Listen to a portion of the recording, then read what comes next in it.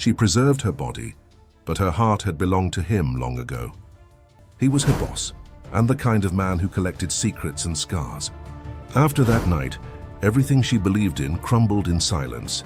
If you like love stories and romance, watch until the end, subscribe to this channel, and leave a comment saying where you're listening from. Let's continue. The elevator climbed slowly through the floors of Montgomery Global Enterprises, each number flashing on the display, making Ellie Walker's heart beat a little faster. 23, 24, 25. She pressed the folder against her chest, feeling cold sweat running down her back despite the building's icy air conditioning in the mirrored skyscraper in the heart of New York City. 27. The doors opened with a soft, metallic sound, revealing a hallway of polished marble that reflected the light from the crystal chandelier suspended from the ceiling. At 27, Ellie had learned to be invisible. It was an art she had mastered since adolescence, when she discovered that going unnoticed meant survival. Her brown hair always tied in a low bun, blouses in neutral colors that didn't draw attention, flat, comfortable shoes. Nothing that might provoke lingering glances or unwanted comments. She had been a secretary for a few months at the company, hired to work on the 12th floor in the Human Resources Department. Predictable routine, cordial but distant colleagues, work she could perform on autopilot. Exactly how she liked it. But that Monday morning, everything had changed. The call came at 8:15 in the morning, just after she settled at her desk. Female voice, efficient, direct. "Ms. Walker, you have been temporarily transferred to the 27th floor. You should report immediately to Ms. Heather Matthews, executive assistant. Bring your documents." The call ended before she could ask any questions. The 27th floor was forbidden territory for employees like her. Everyone knew that's where the boardrooms were located, the offices of the main executives, and most importantly, the headquarters of the company's absolute power, the office of Alexander Montgomery, the CEO. A man she had only seen twice in photographs in the corridors and once from a distance, crossing the main lobby like an elegant and inaccessible shadow. They said he knew the name of every employee, the history of every department, the secrets of every client. They also said he was merciless with those who disappointed him and generous with those who showed absolute loyalty. But these were just corridor whispers, stories she preferred not to hear. Now, walking down the silent corridor of the 27th floor, Ellie felt as if she were invading a temple.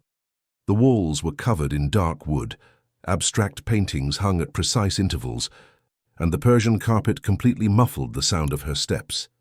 She stopped in front of a frosted glass double door with gold lettering, "Heather Matthews, executive assistant." She took a deep breath and knocked lightly. "Come in." The voice that came from inside was firm, almost masculine. Ellie turned the handle and found herself facing a woman of approximately 50, perfectly arranged grey hair, impeccable navy blue suit, and gold-rimmed glasses that reflected the light from the panoramic windows. Heather Matthews didn't raise her eyes from the papers she was analyzing, just vaguely gestured toward the chair in front of her desk. "Sit down." Ellie obeyed, placing the folder on her lap and interlacing her fingers to hide the trembling in her hands. The office was 3 times larger than any room she had ever known in the company. Bookshelves occupied an entire wall, a conference table for 12 dominated one corner, and through the glass, one could see the city stretching too. The horizon, small and distant. "Ellie Walker," said Heather, finally looking up. Her eyes were an icy blue, calculating. 27 years old, graduated in business administration from NYU, lives alone in Queens, no close family, has worked with us for 4 months, satisfactory performance, no warnings, exemplary punctuality. She paused, removed her glasses, and cleaned them slowly. "Did I tell you everything I need to know about you?" The question sounded like a trap. Ellie swallowed hard, trying to understand where this conversation was heading. "I believe so, ma'am." "Excellent. Then let's get straight to the point."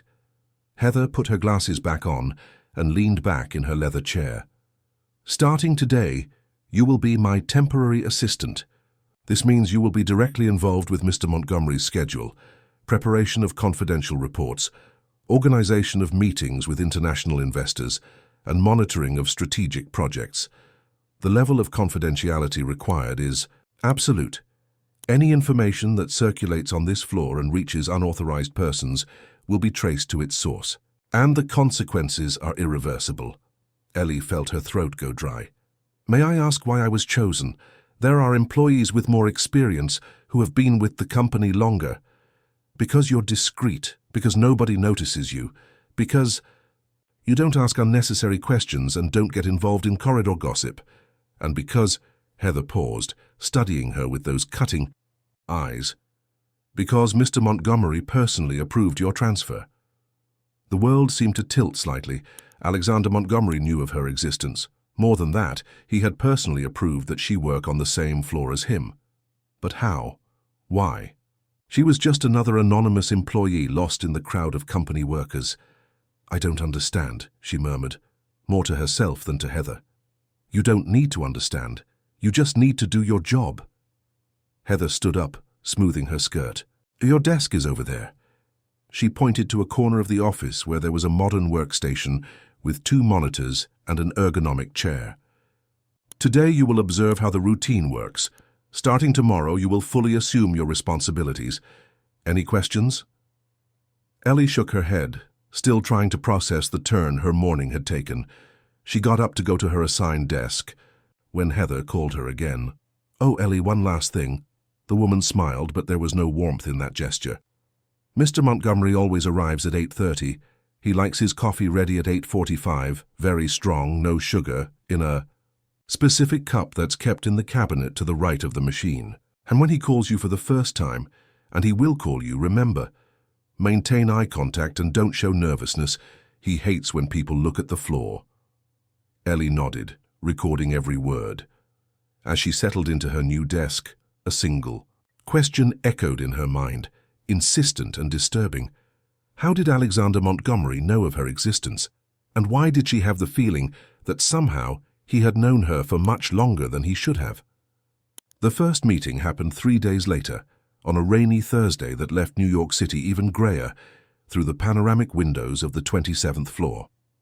Ellie had gotten used to the routine of preparing Alexander Montgomery's coffee at precisely 8:45, using the white porcelain cup with gold edges that Heather had specified. He was never present when she entered his office to leave the tray on the desk. Just traces of his presence, the woody perfume that permeated the air, papers organized with millimetric precision, a Mont Blanc pen abandoned on a report cupboard, with annotations made in firm, slanted handwriting. That morning, however, when she turned the handle of the dark mahogany double door, he was there. Alexander Montgomery was standing in front of the window, his back to her, contemplating the city that stretched below. Even without seeing him from the front, Ellie felt the impact of his presence like a punch to the stomach. He was taller than she had imagined, broad shoulders accentuated by the impeccable cut of his charcoal grey suit, black hair with silver strands at the temples, hands clasped behind his back. There was an almost supernatural stillness in his posture, as if he were a statue carved in black marble. She hesitated at the entrance, holding the tray with the coffee. His office was even more imposing than she had imagined. A massive wooden desk occupied the center of the room, flanked by shelves filled with leather-bound books and crystal trophies. Abstract paintings in somber tones decorated the walls, and a grand piano occupied a distant corner, as if it were common furniture. The silence was absolute, broken only by the soft noise of rain against the glass. "Come in," he said without turning around. His voice was exactly as she had imagined, deep, controlled, carrying an authority that didn't need to be imposed. "Leave it on the desk." Ellie advanced with cautious steps, trying not to make noise with her shoes on the marble floor. She placed the tray in the usual spot and prepared to leave when his voice stopped her again. "You're Ellie Walker." It wasn't a question. It was a statement, pronounced so naturally that he might have been commenting on the weather. She turned, prepared to confirm, but the words died in her throat when she finally saw him face to face. Alexander Montgomery was devastating, not in the conventional beauty sense, although he was undoubtedly a handsome man. He was devastating because of the intensity he radiated, the way his dark eyes seemed to pierce through her and read every thought she was trying to hide. His face was angular, marked by lines that suggested experiences she couldn't imagine. The stubble was perfectly trimmed, highlighting the firm line of his jaw, but it was his eyes that held her. Dark as pitch, surrounded by thick eyelashes, they studied her with a mixture of curiosity and recognition that made her feel completely exposed. "Yes, sir," she managed to murmur, remembering Heather's advice about maintaining eye contact, but it was almost impossible. Looking directly at Alexander, Montgomery was like staring at the sun, too intense, too dangerous. He approached slowly, circling the desk with fluid, calculated movements. Each step echoed softly in the office, creating a hypnotic rhythm that made Ellie's heart race. When he stopped in front of her, maintaining a respectful distance that still seemed too intimate, she could smell his perfume mixing with her own nervousness. "Heather tells me you're adapting well to your new duties." He tilted his head slightly, studying her with those disturbing eyes. "But I'm curious about something. Why do you think you were chosen to work on this floor?" The question caught her off guard. Ellie swallowed hard, trying to form a coherent answer. Ms. Matthews mentioned that you personally approved my transfer, but I confess I don't know why." "You don't know?" He repeated the words slowly, as if savoring each syllable. "Interesting." He paused, walking around her in a slow circle like a predator evaluating its prey. "Tell me, Ellie, have you ever had the feeling that something in your life was out of place? As if there were pieces of a puzzle that simply don't fit together?" Her stomach dropped. How could he know? How could he ask such a specific question about something that had tormented her since adolescence? The holes in her memory, the strange sensations that invaded her without explanation, the inexplicable certainty that there were parts of herself locked away in places she couldn't access. "I don't understand the question, sir," she lied. But her voice trembled slightly. Alexander stopped in front of her again, so close that she could see the golden threads mixed with the brown of his eyes. An almost imperceptible smile curved the corner of his mouth, but there was no humor in that gesture. It was the smile of someone who knew exactly what game they were playing. "Of course you do." He extended his hand, and for a moment she thought he was going to touch her. But he only adjusted a strand of hair that had escaped from her bun, the movement so subtle and intimate that she felt a shiver run the entire length of her spine. "You've always understood, Ellie. You just chose not to see." She instinctively backed away, but he didn't seem offended. On the contrary, that mysterious smile accentuated, as if her reaction confirmed something he already expected. "You can go back to work," he said, turning toward the window again. "And Ellie?" She stopped at the door, waiting. "Starting tomorrow. Bring my coffee at 9 o'clock. I have an early meeting, but I'd like to find you here when I return." She nodded and left, closing the door with excessive care. In the corridor, she leaned against the dark wooden wall, trying to control her breathing. Her hands were shaking, and a strange sensation spread through her body, like small electrical currents running under her skin. Alexander Montgomery knew something about her, something she herself didn't know. And the way he had looked at her, touched her hair, asked those questions. It wasn't the attitude of a boss with an employee. It was the attitude of someone who already knew her, intimately. As she returned to her desk, a single certainty crystallized in her mind. Her life had changed forever in that office, and, despite the fear that consumed her, a hidden and dangerous part of herself longed to discover what would come next. In the office window, Alexander observed Ellie's reflection moving away. His fingers drummed against the glass in a slow, thoughtful rhythm. Finally, after 15 years, she was exactly where she should be. Now it was just a matter of time until all the pieces fell into place, and until she remembered everything.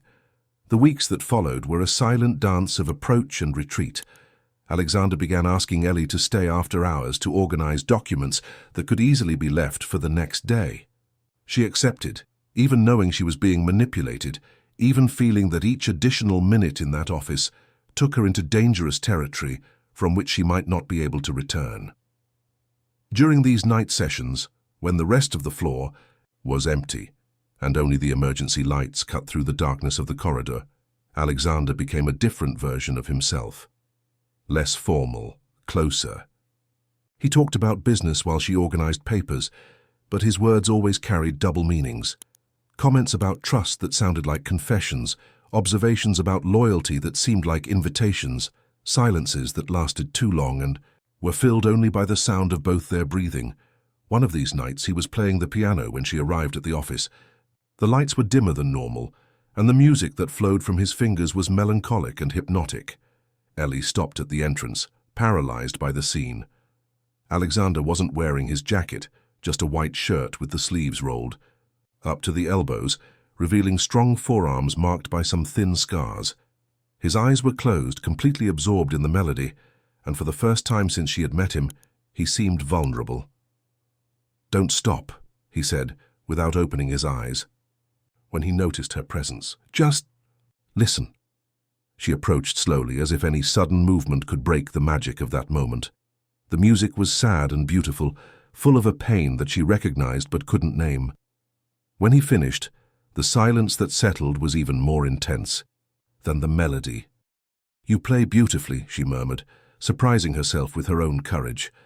Alexander opened his eyes and looked at her through the piano keys. "It was the favorite song of someone very important to me, someone I lost a long time ago." He closed the lid of the instrument and stood up. "Sometimes I play to remember, other times to forget." What happened to her? The question came out before she could stop herself. Who said it was a her? He smiled, but there was sadness in that gesture. It could have been a him, it could have been a child, it could have been a part of myself that died at some point. Ellie felt a chill. There was something in the way he talked about loss that resonated with her own emptiness, with the parts of herself that seemed to have been torn away without her remembering when or how.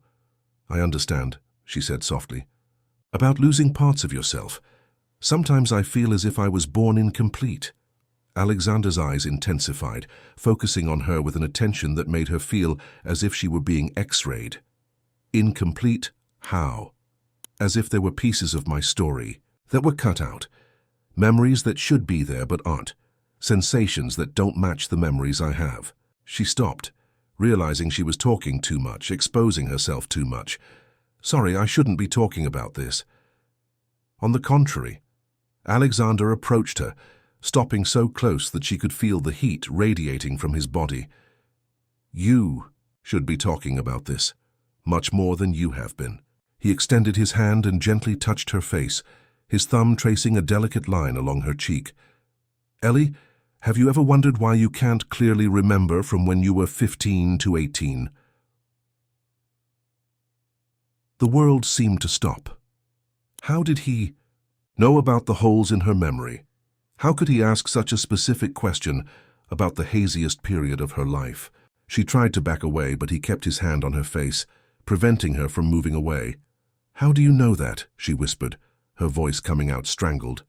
"Because I was there," he said simply. "Not physically, but I knew what was happening.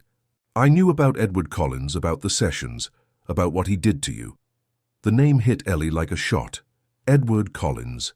Dr. Edward Collins, the psychiatrist her mother had forced her to visit during adolescence. The weekly sessions she hated, the office that smelled of ether and medications, the invasive questions, the looks that lasted too long, the confused and fragmented memories of those years. "No," she shook her head violently. "Don't say that name. He hurt you, Ellie. Hurt you in ways you don't even completely remember because your mind blocked it to protect you. But the marks remained, on your body, in your soul, in the way you relate to the world." Tears began to stream down her face, but she didn't know if they were from pain, anger, or relief, that finally someone was giving a name to what she had always known had happened, but had never been able to access. "Why are you telling me this? How do you know?" Alexander removed his hand from her face and walked to the window, contemplating the city lights. "Because Edward Collins wasn't just your doctor, Ellie. He is my stepfather. And because the man who hired him, the man who paid for you to be treated, the man who wanted you to be broken and molded, is your biological father. The floor seemed to open beneath Ellie's feet. She leaned on the desk to keep from falling, trying to process the information she had just received. Her biological father, the man who had abandoned her even before she was born, had orchestrated her suffering? And Alexander knew this all along? "You lied to me," she managed to say, her voice coming out as a hoarse whisper. "From the first day, you lied." "Yes," he admitted, without turning around. "I lied about many things, but not about what I'm feeling for you now. That is the only truth I have to offer. And what are you feeling?" The question came out loaded with pain and desperation. He turned slowly, and when their eyes met, she saw something she had never seen before in Alexander Montgomery: absolute vulnerability. "That I'm falling in love with the woman I should be destroying. And that for the first time in my life, I don't know if I'm strong enough to choose between the revenge I've planned for 15 years and the salvation you represent." The silence that followed was charged with such intense tension that it seemed physical. Ellie knew she should leave, run, get away from all of this. But a part of her, a dark and hungry part that had been denied for too long, wanted to stay, wanted to understand, wanted, for the first time in her life, to feel completely alive, even if it meant getting burned. Ellie didn't sleep that night nor the next. Alexander's revelations echoed in her mind like shards of glass, cutting every attempt to find peace. She had called the company on Friday, claiming to be sick, and spent the weekend locked in her small apartment in Queens, trying to piece together a life that she now discovered had been a carefully constructed lie. Edward Collins. The name resurfaced in waves, bringing with it fragmented images and sensations she had pushed to the back of her consciousness. The office with beige walls, the sound of the air conditioner that never stopped running, the questions about her, dreams about her body, about her fears, and the sessions that became increasingly long, more intimate, more confusing. He touched her shoulders while talking, said it was to relax her, prescribed medications that made her feel disconnected from herself. And there were those special sessions, the ones she only remembered in flashes: dimmer lights, a different examination table, sensations in her body that she shouldn't be feeling, his voice saying it was normal, that it was therapeutic. On Monday, she returned to work determined to confront Alexander, but he wasn't there. Heather informed her with her usual efficiency that he had traveled for an emergency meeting in Washington, D.C., and would return only on Wednesday. Ellie spent those 2 days in a kind of emotional limbo, performing her duties on autopilot, while her mind seethed with questions that had no answers. When Alexander finally returned, she was waiting in his office with breakfast, as always. But this time she was prepared for war. "You're back," she said when he entered, without taking her eyes off the document she pretended to organize. "I'm back." He placed his briefcase on the desk and observed her carefully. "You're different." Yes." She looked up, and this time there was no submission in her eyes. "I spent the last 3 days remembering, trying to put together the pieces you broke on Thursday night." Alexander unbuttoned his suit jacket slowly, unhurriedly. "And what did you discover?" "That you're right about Edward. I remembered things. Things he did. How I felt in those sessions. How my mother changed after I started going to his office, as if she was afraid of something." She stood up, confronting him standing. "But I also discovered that it doesn't matter what happened in the past. What matters is what you're doing to me now." "And what am I doing to you?" "The same thing he did. Manipulating, controlling, making me question my own sanity." Her voice was firmer now, carrying a strength she didn't know she possessed. "The difference is that you're more subtle, more elegant, but in the end it's the same thing." Alexander stood motionless for a long moment, then began to laugh. It wasn't a cruel or disdainful laugh, but something much more disturbing. It was a laugh of recognition, almost of pride. "Finally," he said, approaching her, "finally you're showing who you really are." "Who I really am?" "A woman strong enough to face me, a woman who won't break at the first assault." He stopped in front of her, so close that she could feel his breath. "You think I want a broken doll, Ellie? You think I spent 15 years planning this approach to have a puppet without a will of her own? His proximity was messing with her. Concentration, but she forced herself to stay focused. Then what do you want? I want you. Complete. Conscious. Choosing to be here not because you were manipulated, but because you recognize what exists between us. He extended his hand and touched her face, but this time she didn't move away. I want you to desire me knowing exactly who I am and what I've done. And who are you, Alexander? Her voice came out as a whisper, but it was loaded with challenge. I'm the man who spent his entire life preparing to destroy who hurt you. I'm the man who accepted a mission of vengeance and discovered that it turned into an obsession. I'm the man who has had a painting of you hanging on the wall of my bedroom for 5 years, painted from memory, based on photographs I should never have seen.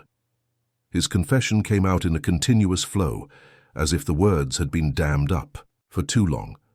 I'm the man who knows every detail of your life, every scar on your soul, every night you spent awake wondering why you felt incomplete. Ellie felt as if the floor was disintegrating beneath her feet, but in a different way this time.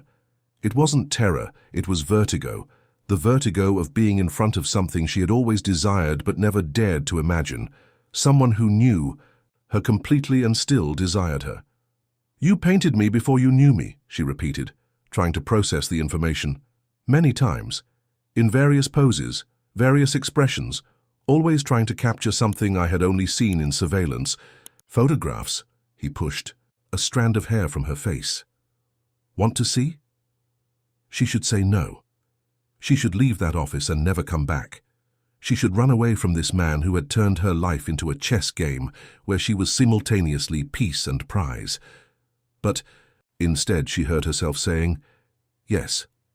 Alexander smiled, and for the first time since she had met him, the smile reached his eyes. Then come with me.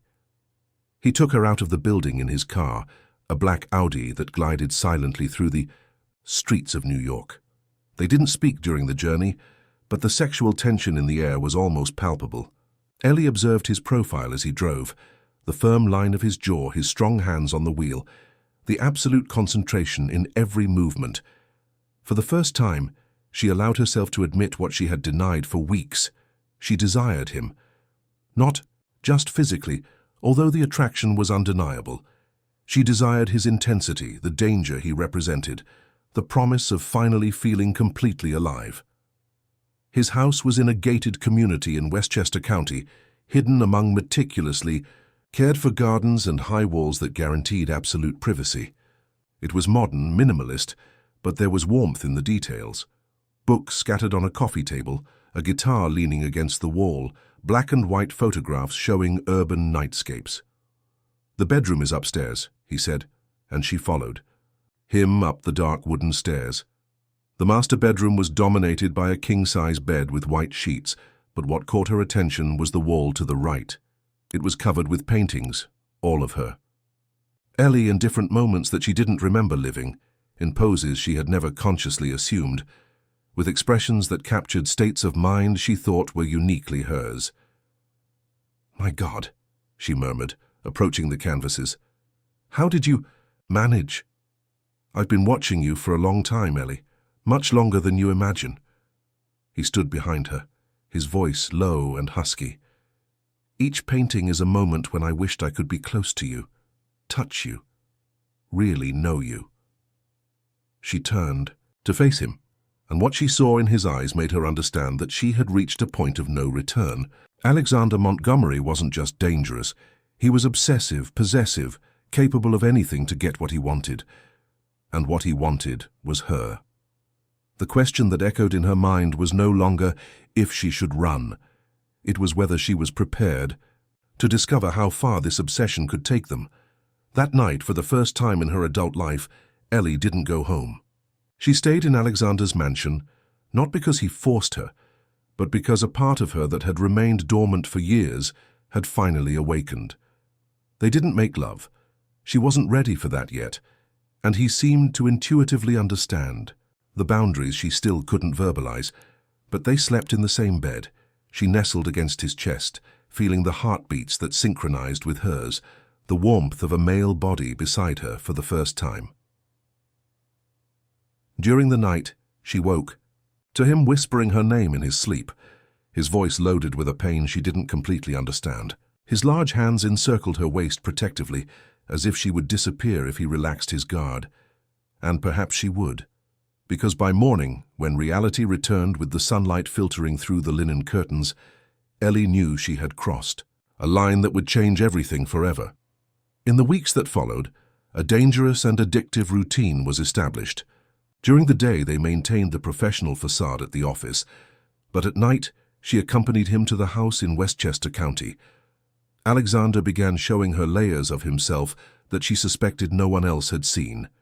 He cooked elaborate dishes for her while talking about the books he read, about his business trips, about the loneliness he carried like a second skin. He played piano while she worked on reports at the dining table, creating a melancholic soundtrack for their nights together. But there were clear limits that he established.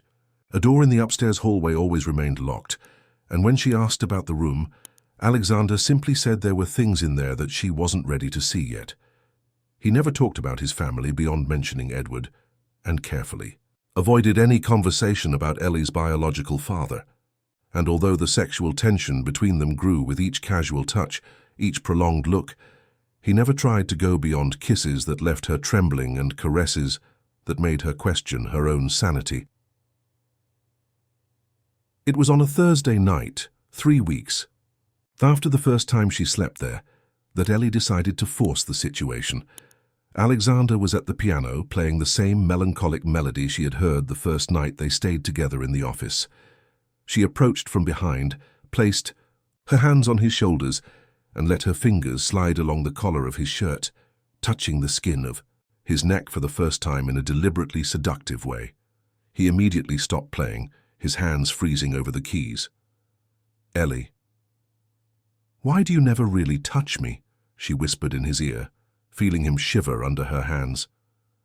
"Why do you always stop before—" "Because when I really touch you," he interrupted, turning slowly to face her, "there will be no going back, and there are still things you need to know before we make that decision." "What things?" Alexander stood up, walked to the window, and stood contemplating the gardens illuminated by directional spotlights. "About why you were really chosen to work on the 27th floor, about what your biological father wants from you, about what I agreed to do when he approached me 2 years ago." Ellie's stomach dropped. "What did you agree to do? Seduce you, gain your trust, lead you to a vulnerable emotional state where he could intervene and offer protection in exchange for what he really wants. Your consent for an experimental medical procedure he's funding." The words hit Ellie like physical punches. "What procedure?" "Memory recovery therapy. He believes you've repressed specific memories that could incriminate him in illegal activities he conducted when you were a teenager. He wants to make sure those memories never resurface." Alexander turned to her, and there was absolute agony in his eyes.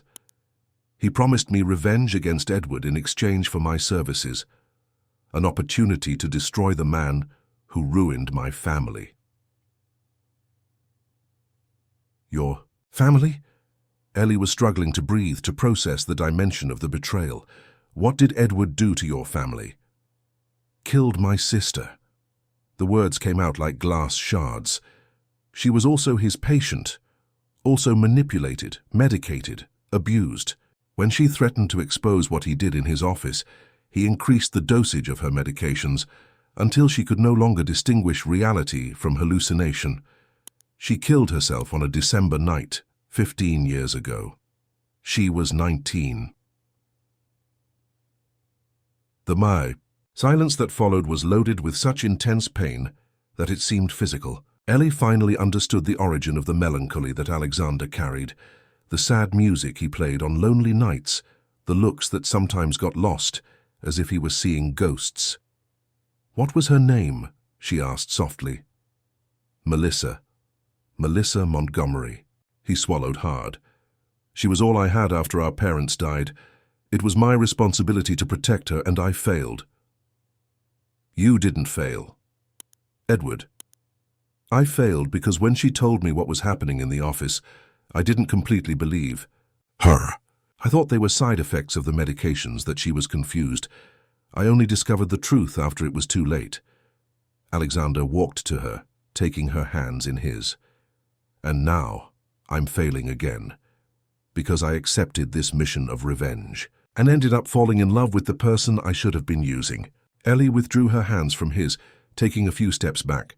So all of this, the dinners, the nights together, the things you told me, no, this is real. He advanced toward her, but she continued backing away. Ellie, what I feel for you, there's the only real thing that has happened in my life in the last 15 years. How can I believe you? How can I believe anything that comes out of your mouth?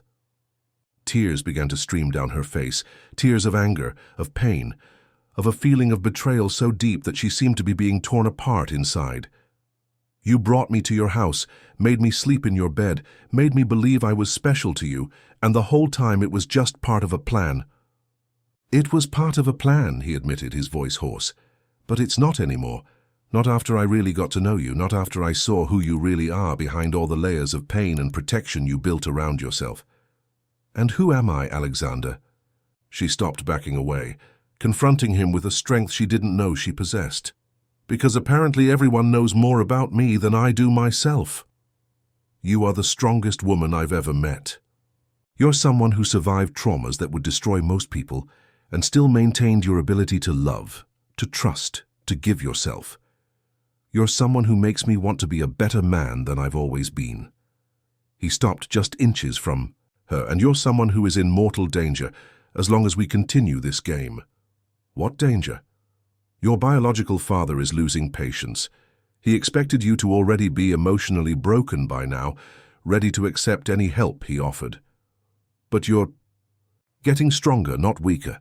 That's making him desperate. Alexander touched her face gently. Last night he called me, said that if I don't get results by the end of this week, he's going to take more direct measures. What kind of measures? He's going to send Edward to appear in your life again, as your savior. Edward Collins appeared in Ellie's life on a rainy Monday, exactly as Alexander had predicted. She was leaving the Montgomery Global Enterprises building when she saw him standing on the sidewalk under a black umbrella, like a figure coming straight out of her deepest nightmares. At 58, he had changed little. The same erect posture, the same smile that never reached his eyes, the same presence that made her feel simultaneously a frightened child and a woman in danger. Ellie, he said, approaching with calculated steps. What a wonderful coincidence. She stood paralyzed at the entrance of the building, people passing around her as if she were inside a suspended time bubble. His voice was exactly as she remembered, soft, educated, loaded with an authority that made her question her own instincts. Doctor. Collins, she managed to say, her voice coming out firmer than she imagined possible. You've grown so much, he said, his eyes traveling over her body in a way that made her feel dirty. Became a beautiful woman. I always knew you would. The words awakened a fragmented memory. Him saying something similar during one of the last sessions, when she was 17 and already suspected something was terribly wrong with those weekly meetings. The memory came accompanied by a physical sensation, hands touching where they shouldn't touch, a voice whispering that it was normal, that it was therapeutic. What are you doing here? She asked, taking a step back. I'm worried about you, dear. I heard you've been going through difficult times, problems at work, complicated relationships. He tilted his head, assuming the paternal, concerned expression she remembered from the sessions.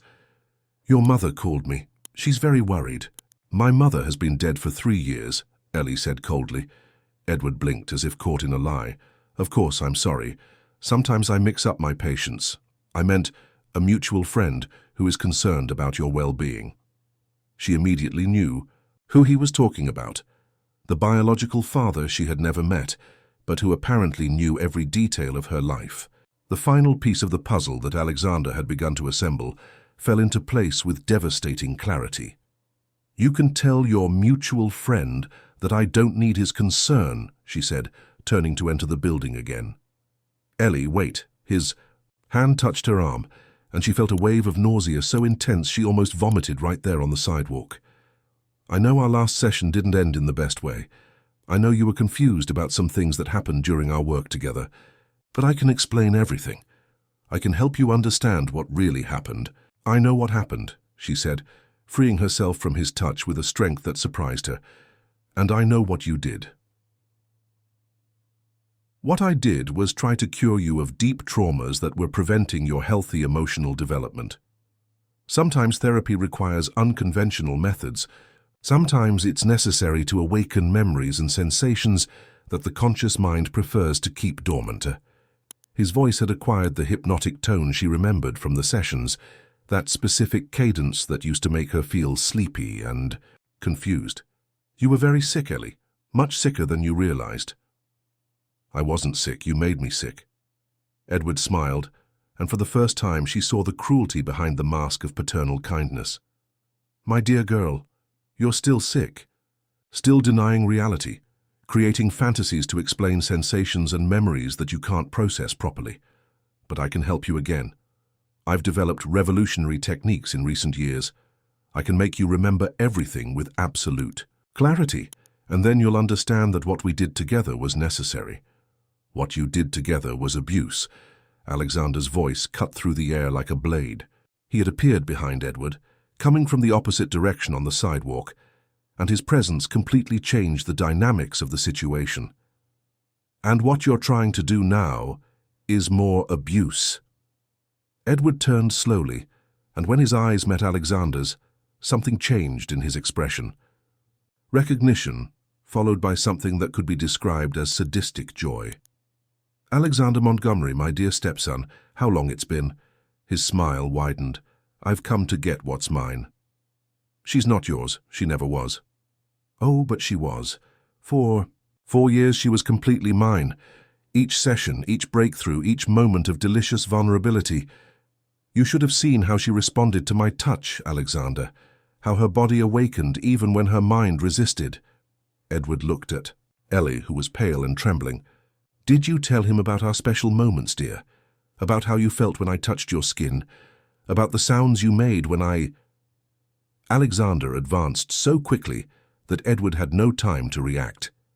In seconds, he was being pressed against the wall of the building, his feet barely touching the ground, Alexander's hands squeezing his throat. If you say one more word, one more single word about her, I'll break your neck right here, Alexander hissed, his voice loaded with a violence Ellie had never seen in him. Alexander, no, she said, touching his arm. He's not worth it. He looked at her, and for a moment she saw the same devastating pain he carried when talking about Melissa. Slowly he relaxed his hands, allowing Edward to touch the ground again. Edward adjusted his tie, breathing heavily. You were always impulsive, Alexander. That's why your sister died. If you had listened to me, if you had trusted my professional judgment, she would still be alive. Melissa died because you poisoned her with drugs and abused her until she could no longer live with herself. Melissa died because she was sick, just as Ellie is sick, and you two are sick too, feeding this unhealthy obsession with each other. Edward looked directly at Ellie. You think he cares about you? He's using you to get revenge on me. When he gets what he wants, he'll discard you like trash.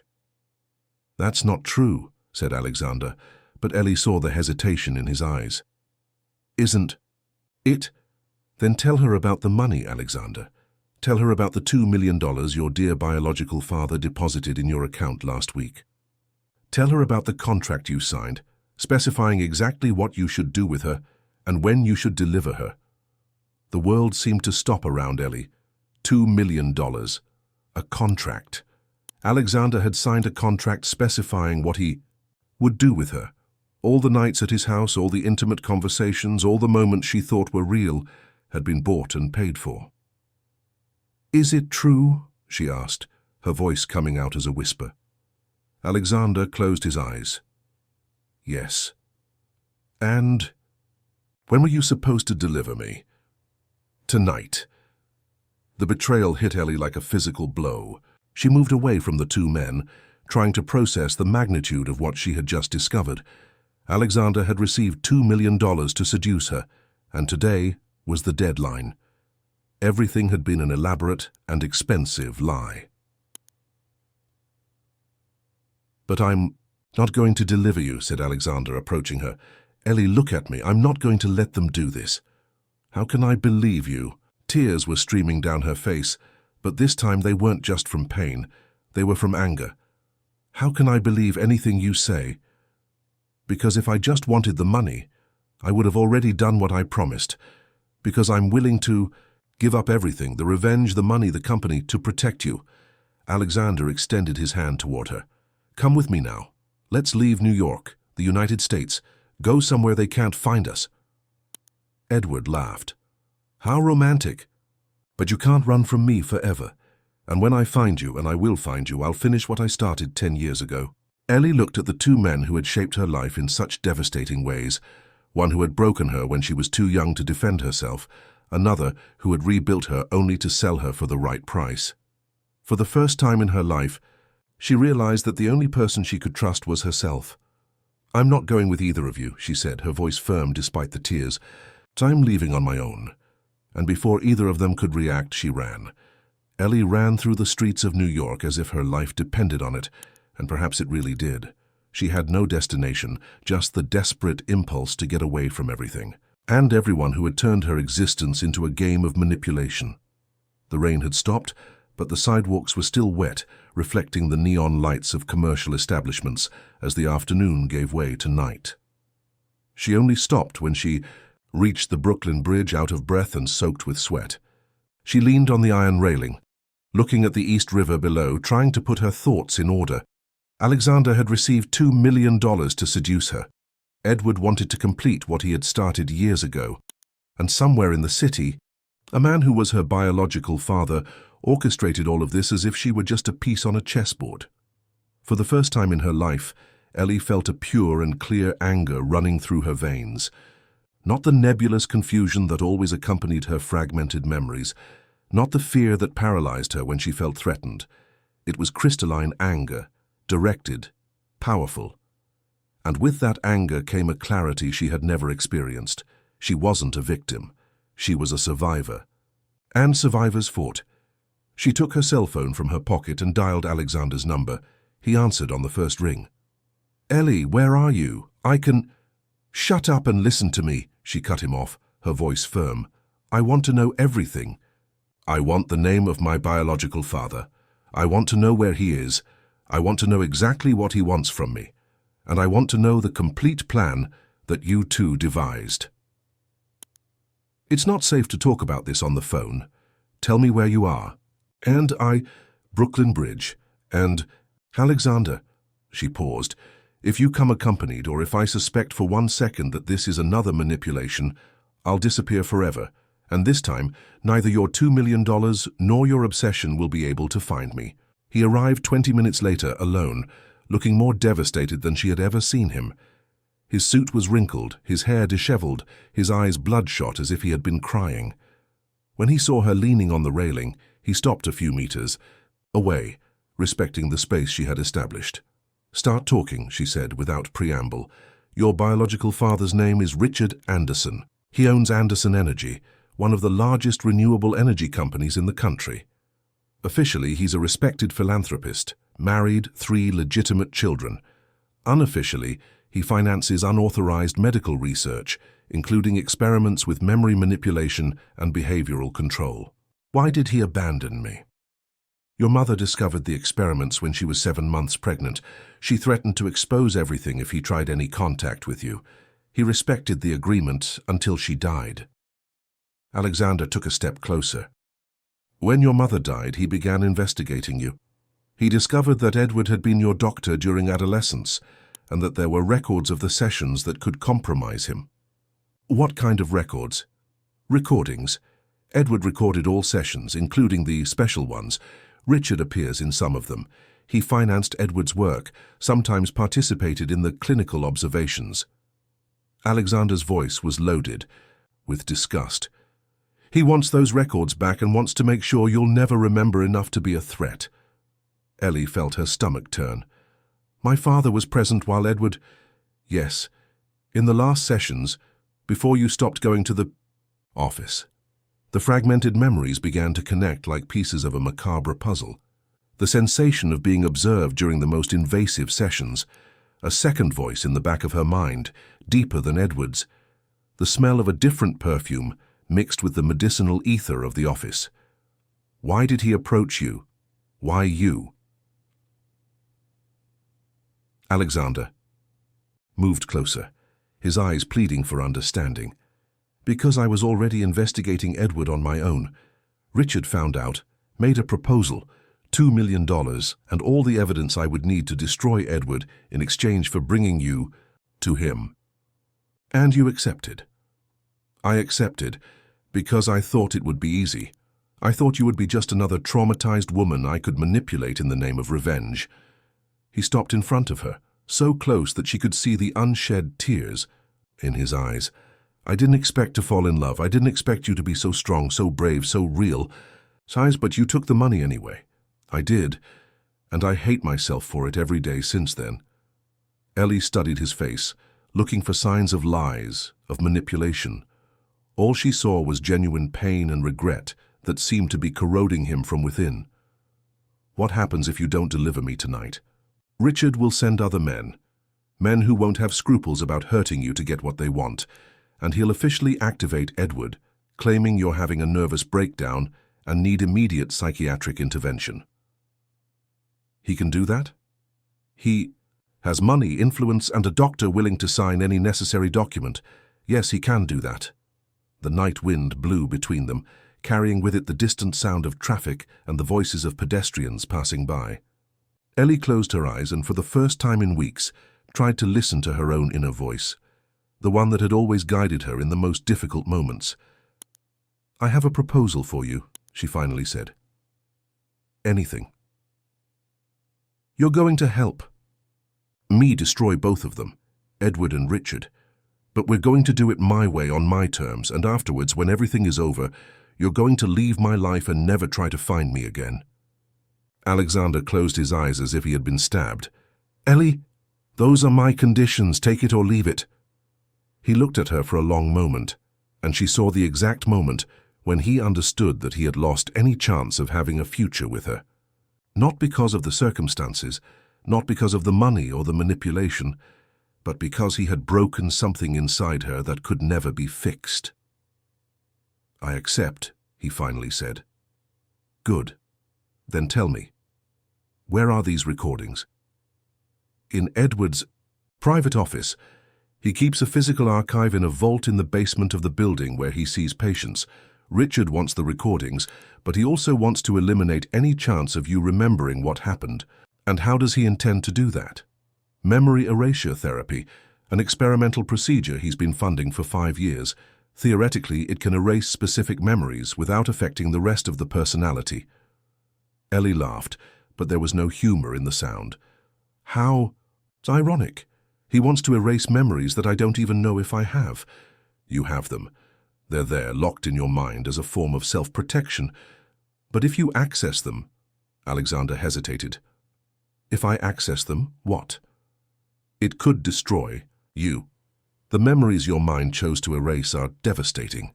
More devastating than discovering that my entire life was a lie orchestrated by men who see me as property. She faced him with a determination that made him back away. I want to remember, Alexander.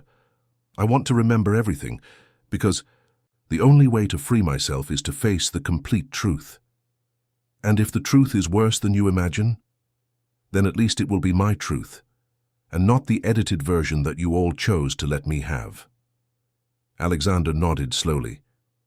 What do you want me to do? First, you're going to call Richard and confirm that you're taking me to the scheduled meeting. Second, you're going to take me there. And third, you're going to help me record a complete confession before I decide whether I want to remember or not. And afterwards, Ellie smiled, and for the first time since he had met her, Alexander saw in her the woman she had always been, but had never been allowed to be, fierce, relentless, ready for war. Afterwards, I'm going to teach them both what happens when someone underestimates a woman who has nothing more to lose. The meeting was scheduled for 9 o'clock at night on the top floor of the Fontainebleau Miami Beach Hotel. in a presidential suite that Richard Anderson had reserved under a false name. Alexander drove in silence through the streets of Miami, where they had flown 2 hours earlier, while Ellie checked for the third time the small digital recorder she had bought in an electronics store at the airport. She was wearing a simple black dress that Alexander had chosen. "He'll want you to appear vulnerable," he had explained, but beneath the fragile appearance, every muscle in her body was as tense as a violin string about to break. "Are you sure about this?" Alexander asked when they parked in front of the hotel. "We can still run away, catch a flight to anywhere in the world and disappear." "I'm not going to spend the rest of my life running from ghosts," she replied, checking that the recorder was well hidden in her bra. "I'm going to face them head-on and end this once and for all." The hotel lobby was a symphony of marble and crystal, but Ellie barely noticed the opulence around her. Her attention was focused on the man who stood up from one of the leather armchairs when they entered, Richard Anderson in the flesh. He was older than she expected, probably approaching 60, but maintained an erect and elegant posture that spoke of power and absolute self-confidence. His grey hair was perfectly combed, his navy blue suit was clearly tailored. And when he smiled at her, Ellie saw where she had inherited the firm line of her jaw and the dark eyes that always looked back at her in the mirror. "Ellie," he said, approaching with open arms as if he were about to embrace a dear daughter he hadn't seen in years. "We finally meet." She took a step back, keeping her distance. "Richard." "Father," he corrected softly. "I'm your father." Fathers don't abandon. Pregnant mothers. Fathers don't finance the abuse of their own daughters. Her voice was controlled, but each word came out loaded with venom. Richard's smile faltered for a fraction of a second before composing himself. "I see Alexander has told you his version of the story. What a pity. I was hoping we could start our conversation without prejudice." "Your version, then," said Ellie. "I'm listening." Richard gestured toward the elevators. "I prefer to talk in private. Alexander can wait here." "Alexander comes with us, or I leave now?" "As you wish." Richard didn't seem surprised by her insistence. "Although I should warn you that the conversation we're going to have might be too delicate for spectators." They went up to the top floor in silence. The presidential suite was larger than Ellie's apartment, with panoramic windows that offered a stunning view of Miami Beach illuminated by the night lights. But what caught her attention was the third person present in the room. Edward Collins was sitting in an armchair near the window, a glass of whiskey in his hand, and that disturbing smile she knew so well. "I thought it would be appropriate to have Dr. Collins present," said Richard, heading to the bar to serve drinks. "After all, he knows better than anyone your medical history." "Hello, dear," said Edward, raising his glass in a sarcastic toast. "You look beautiful. Adult life has treated you very well." Ellie felt Alexander tense beside her, but she remained calm. She had expected Edward to be there. In fact, she was counting on it. "So," she said, settling on the sofa facing the two men, "let's get straight to the point. What do you want from me?" Richard approached with 2 glasses, offering one to her. "Whiskey, it's a 30-year-old Macallan." "I don't drink." "Of course not. You've always been very cautious with substances that alter consciousness, a natural reaction considering—" He deliberately left the sentence hanging. "Considering that you drugged a teenager so you could abuse her." Ellie completed the sentence without blinking. Edward laughed. "Abuse? My dear, you're being dramatic. What we did was cutting-edge experimental therapy. You were suffering from severe traumas related to paternal abandonment, and we developed a specific protocol to help you process these issues through controlled bodily experiences." "Controlled bodily experiences," Ellie repeated slowly. "Is that what you call rape now?" "There was never penetration," said Richard calmly, as if he were discussing the weather. "We were always very careful in that aspect. We didn't want to leave physical evidence that could be discovered later." The confession came out so naturally that Ellie almost couldn't believe she had heard it. They were admitting, without any embarrassment, that they had carefully planned the abuse to leave no traces. The recorder in her bra was capturing every word. "But there were other types of contact," continued Edward, his gaze becoming lascivious. "We touched every inch of your young body, taught it how to respond to male stimulation, how to behave in the presence of men who know what they want. Alexander stood up abruptly, but Ellie made a gesture for him to remain seated. She needed them to keep talking, keep incriminating themselves. "And why did you do that?" she asked, keeping her voice neutral. "Because you were my daughter," said Richard, "and I wanted you to be perfect. I wanted a daughter who knew exactly what her place in the world was, who understood that men like me should be obeyed without question." "And also because it was incredibly exciting," added Edward, taking another sip of whiskey. "You were so responsive, so innocent and yet so sensual. Each session was like unwrapping a special gift." Ellie felt bile rise in her throat, but forced herself to continue. "And now? What do you want from me now?" "We want to complete the work," said Richard. "You developed an unexpected resistance to the conditioning. Instead of becoming submissive and docile as planned, you became independent and defiant. This needs to be corrected." "How?" "Selective memory erasure therapy combined with intensive behavioral reconditioning, 6 months of treatment under constant medical supervision, during which you will be re-educated to behave appropriately." Edward leaned forward, his eyes gleaming with excitement. "It's a fascinating procedure, really. We can erase specific memories and replace them with more suitable ones. At the end of the treatment, you'll be exactly the daughter Richard always wanted. Obedient, grateful, and completely dedicated to satisfying the desires of the important men in your life." "And if I refuse?" "You can't refuse," said Richard. "Simply. We already have a court order declaring you mentally unstable and dangerous to yourself. Edward is authorized to commit you by force, if necessary." Ellie looked at Alexander, who was pale and trembling with anger. "And you?" she asked. "What's your part in this new phase?" "Alexander completed his work magnificently," said Richard. "He brought you to us emotionally broken and vulnerable. Now he can receive the rest of his payment and go on with his life." "The rest?" "Another $3 million, and the complete recordings of Edward's sessions with his sister Melissa, so he can finally have the proof he always wanted that she didn't commit suicide due to mental instability, but from induced trauma." Alexander stood up slowly, and Ellie saw the exact moment when he made his decision. "I don't want your money," he said, his voice low and dangerous. "No?" Richard seemed genuinely surprised. "No. And you're not going to touch Ellie." Edward laughed. "Alexander, my dear boy, do you really think you can stop us? We have power, money, influence. What do you have? A pathetic obsession with a woman who has always been our property." That's when Ellie stood up, removed the recorder from her bra, and placed it on the coffee table. "I have this," she said calmly.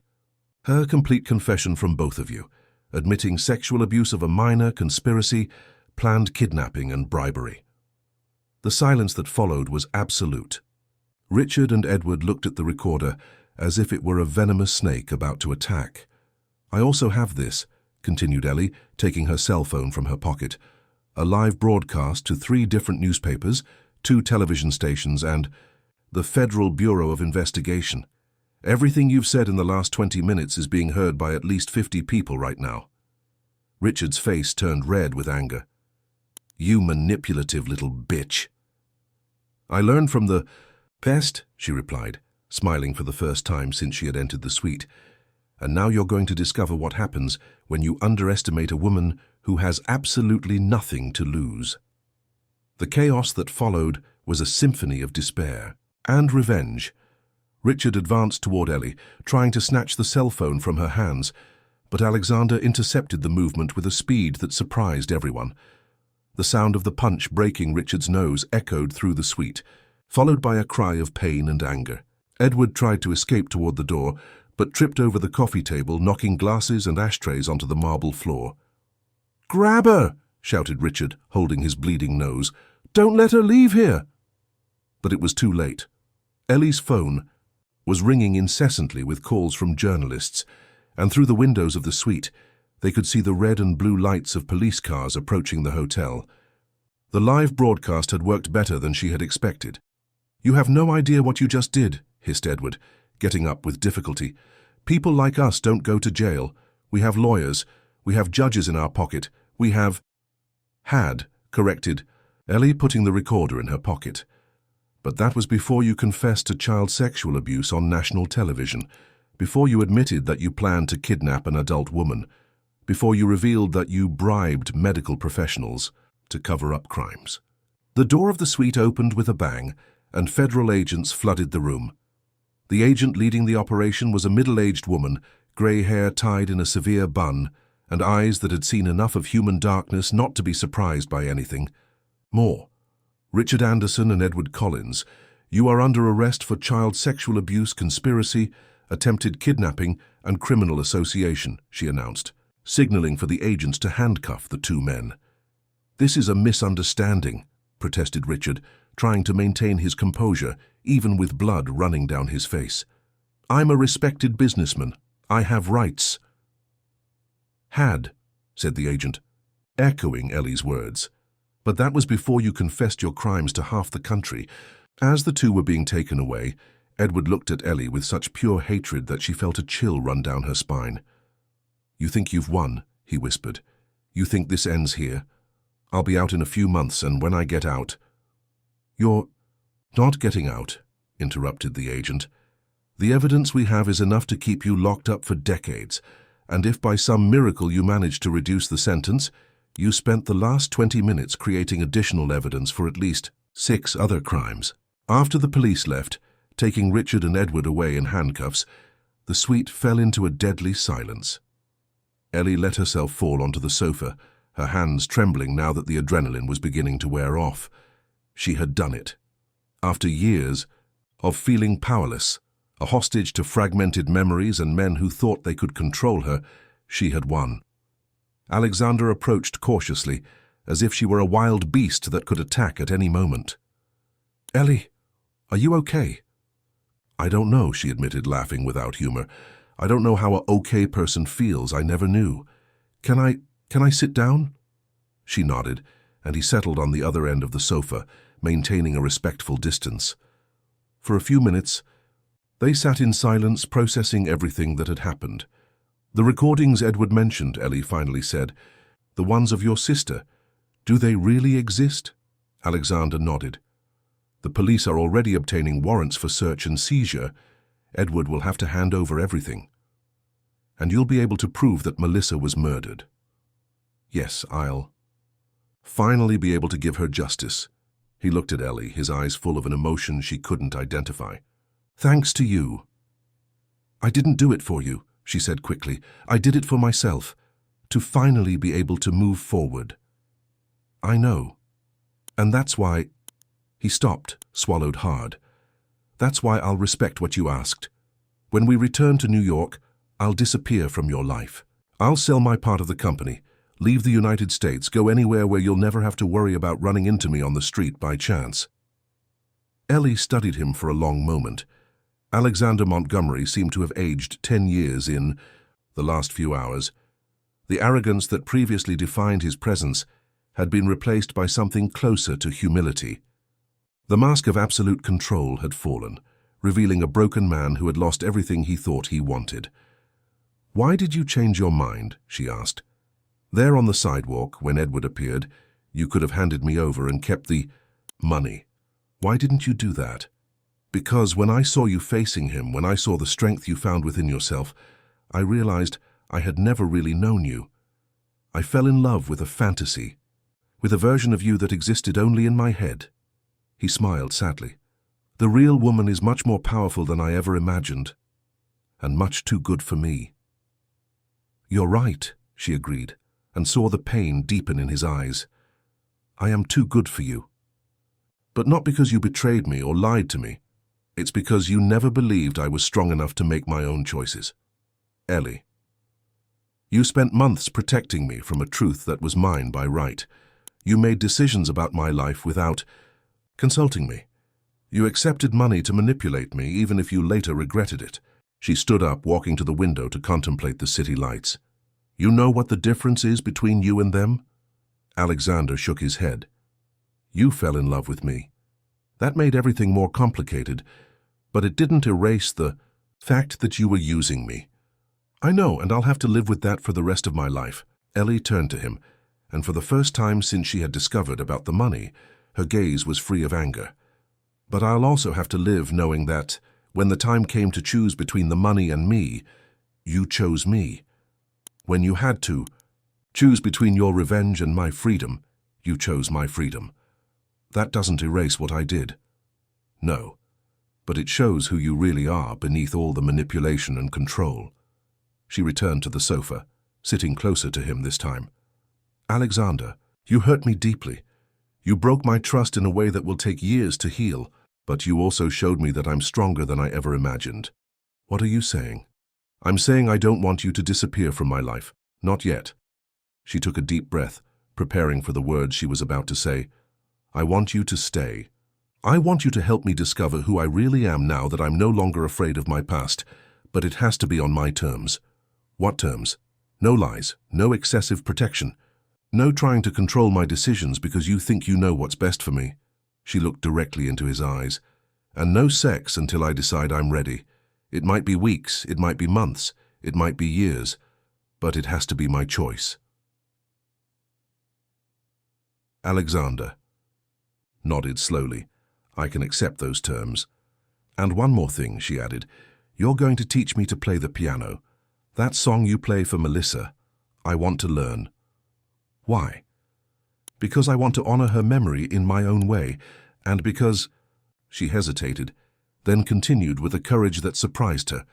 Because when you play that song, it's the only time I see your soul without masks. And I fell in love with that soul, Alexander. Not with the mask, not with the manipulation, not with the powerful and controlling man. I fell in love with the broken man who plays piano in the lonely dawn hours, his eyes filled with tears that he didn't try to hide. Are you sure? After everything that happened, are you sure you want to try? No, she admitted, smiling for the second time that night. Patty, I'm not sure of anything, but for the first time in my life, it's my choice not to be sure. It's my choice to take this risk. Alexander extended his hand, palm up, a silent offering. Ellie looked at the hand for a long moment, then placed hers on top of it. It wasn't forgiveness, not yet. It wasn't complete trust, perhaps it never would be. But it was a beginning, and for the first time, it was a beginning that belonged entirely to her. 6 months later, Ellie woke up to the sound of piano coming from downstairs in the house in Westchester County. It wasn't the melancholic melody that Alexander used to play in the first weeks after the trial. It was something new, something he had composed for her in recent weeks, a song that began somber but gradually transformed into something hopeful, almost cheerful. She went down the stairs barefoot, wearing only a white silk nightgown she had bought the previous week. Not to seduce Alexander, although she knew the effect would be inevitable, but because she finally felt comfortable with her own sexuality. The therapy sessions with Dr. Helen Vargas, a psychiatrist recommended by the FBI, specialized in trauma, were helping her reconnect with parts of herself she thought had been lost forever. Alexander stopped playing when he saw her appear at the entrance to the living room. In the last few months, he had changed almost as much as she had. The impeccable suit had been replaced by casual clothes, the rigid control by a careful vulnerability.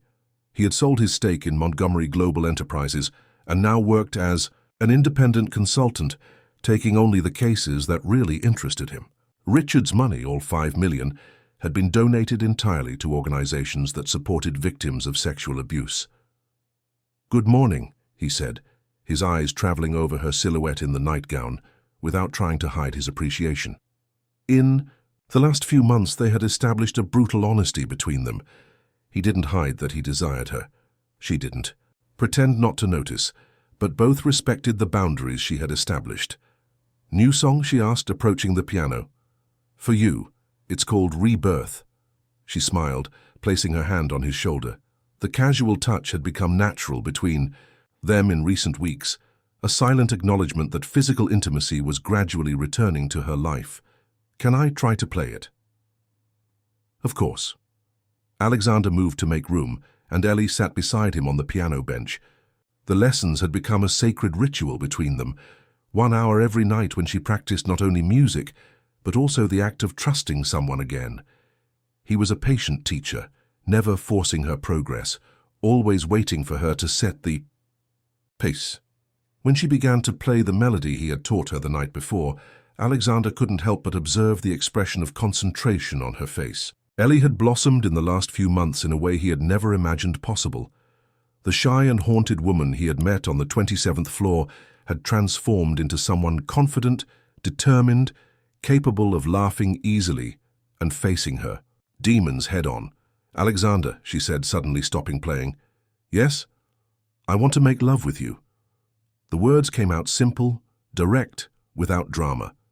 He remained motionless, studying her expression for any sign of doubt or external pressure. He found none.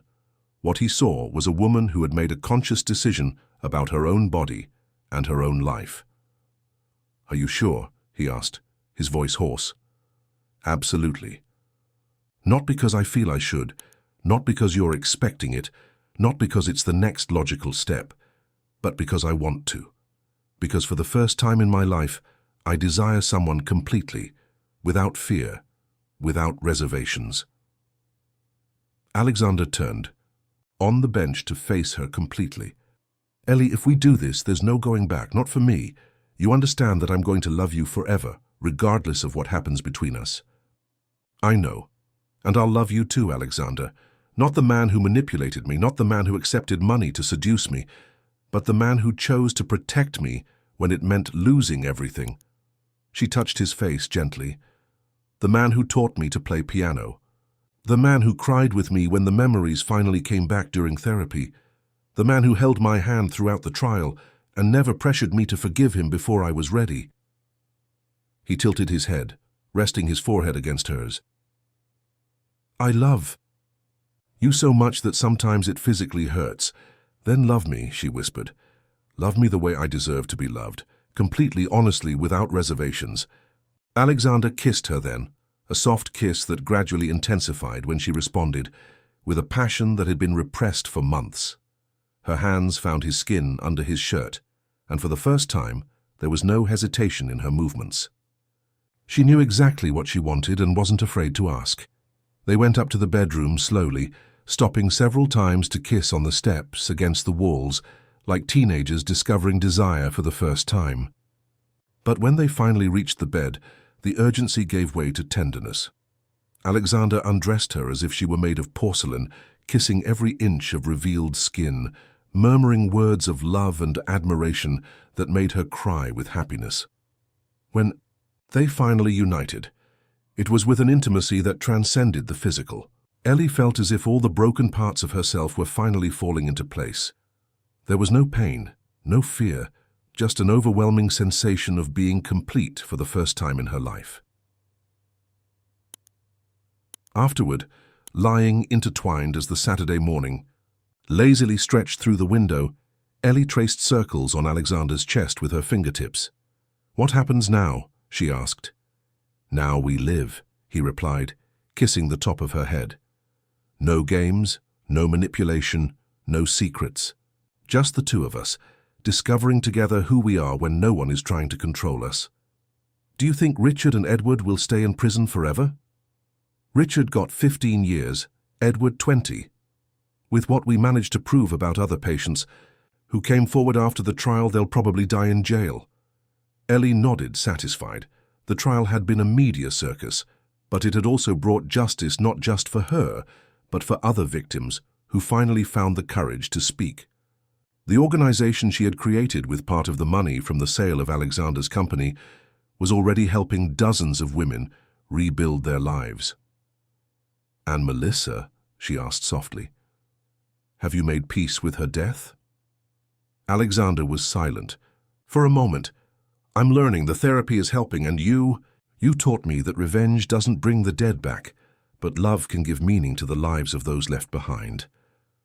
She would be proud of the man you've become." "I hope so."